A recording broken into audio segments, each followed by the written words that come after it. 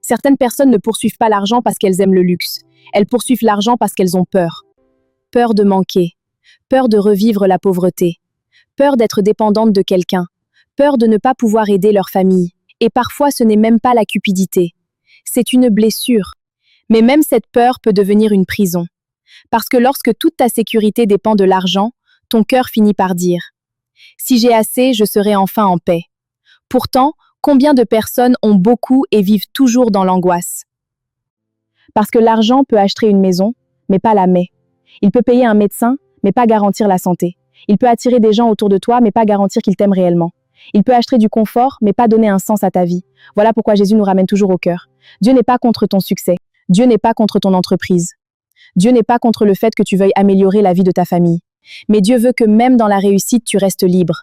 Libre de donner. Libre de perdre sans perdre ton identité. Libre d'obéir à Dieu même si cela te coûte financièrement. C'est peut-être ça, le véritable test. Si une opportunité te rend riche mais t'éloigne de Dieu, peux-tu dire non? Si Dieu te bénit énormément, peux-tu rester humble? Si quelqu'un possède moins que toi, peux-tu encore le regarder avec la même dignité? Si tu perds ce que tu as construit, est-ce que tu sais encore qui tu es? Parce que ton identité ne doit jamais être « je suis riche ». Ton identité doit être « j'appartiens à Christ ». Et à partir de là, l'argent reprend sa vraie place. Il devient un moyen pour nourrir une famille, un moyen pour créer, un moyen pour aider, un moyen pour soutenir l'œuvre de Dieu, un moyen pour ouvrir des portes aux autres, mais jamais un Dieu. Alors aujourd'hui, ne demande pas seulement « Seigneur, donne-moi plus ». Demande aussi « Seigneur, si tu me donnes plus, donne-moi le caractère pour bien le gérer. Si tu me bénis, garde mon cœur humble.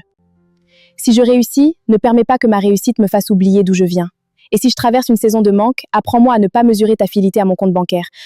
Parce que la vraie prospérité, ce n'est pas seulement avoir beaucoup.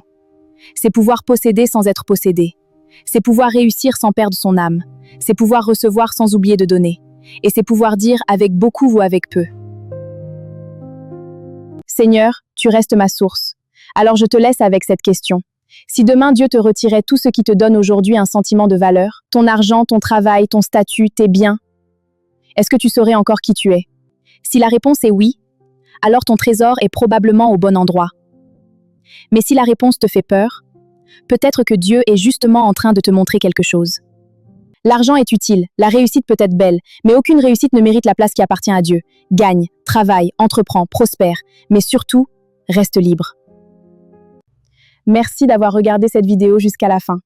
Si ce message t'a parlé, laisse un like, abonne-toi et partage cette vidéo autour de toi parce qu'ici, nous allons continuer à parler sans détour de ces sujets que beaucoup vivent au quotidien, mais dont on parle encore trop peu. Et surtout, dis-moi en commentaire quel sujet tu aimerais que nous abordions dans la prochaine vidéo. Que Dieu te bénisse abondamment et à très bientôt.